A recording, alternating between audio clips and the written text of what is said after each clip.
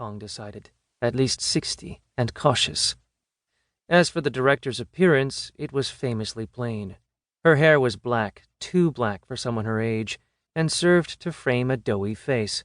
Zong's heavily lidded eyes made it seem that she was perpetually sleepy, but that wasn't the case, as her subordinates knew.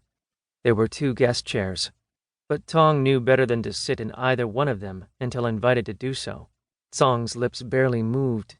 "You're late." "Traffic was heavy."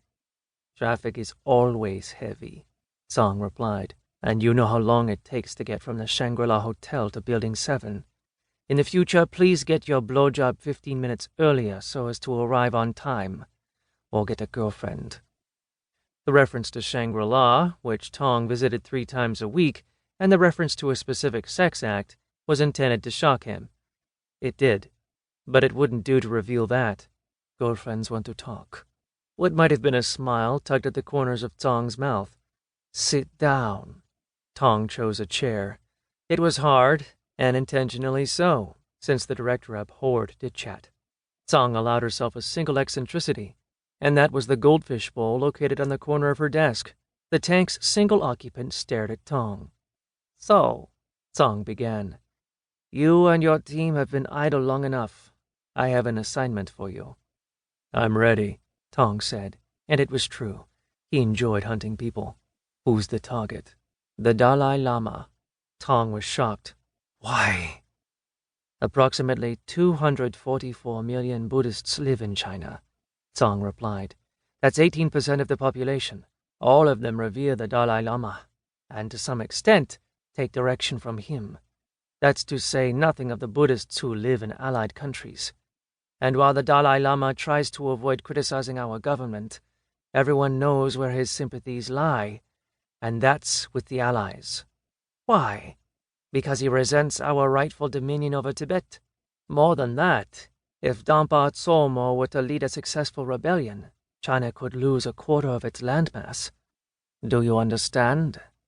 "I do," Tong assured her. "Is there some reason to believe that the Dalai Lama plans to lead a revolt?"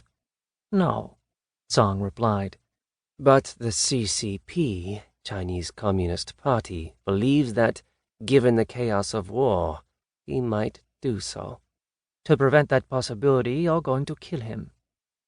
"No offense," Tong replied respectfully. "But why bother? The Dalai Lama will, according to the precepts of Buddhism, reincarnate." "Excellent," Tong said, as if to a promising student. "You have a brain. But I'm pleased to inform you that when the Dalai Lama reincarnates, it will be into the body of a child born in Sichuan province, where he will be raised in a Gongchen monastery by trusted lamas." Tong understood. If the government could control the reincarnated Dalai Lama and shape his personality, harmony would prevail. But would it be that simple? Tong cleared his throat. "What if other lamas object?" he inquired. "What if they point to another child as being the real Dalai Lama? What then?" "Then," Tong said, "you will find the impostor and kill it." Tong considered that. He'd killed men and women, but never a baby. But so what? What difference did age make? None, Tong decided. Mao had it right.